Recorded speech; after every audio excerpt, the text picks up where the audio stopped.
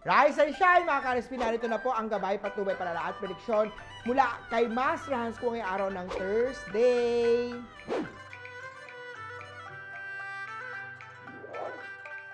Para sa mga pinanganak ng Year of the Rat, your boss will notice your hard work. Expect small praises or extra break. Green at 6. Kay Ox naman tayo, umiwas muna magpahiram. Kailangan mo rin ng pera. Yellow at 9.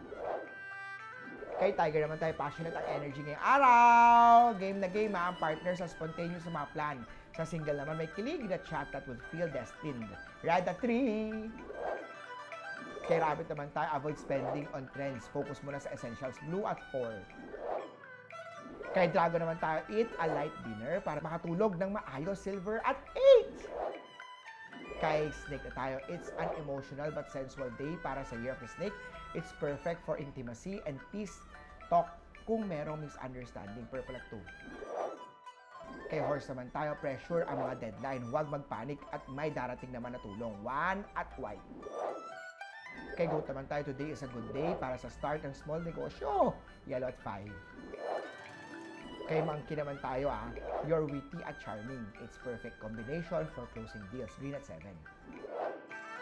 Kay Rooster naman tayo, may selos vibes pero mas sweet ang ending. Honest talk fixes this. Red at 6. Sa dog na tayo, bawas sa oily food. Mag-stretch din ng konti after lunch. Blue at 8.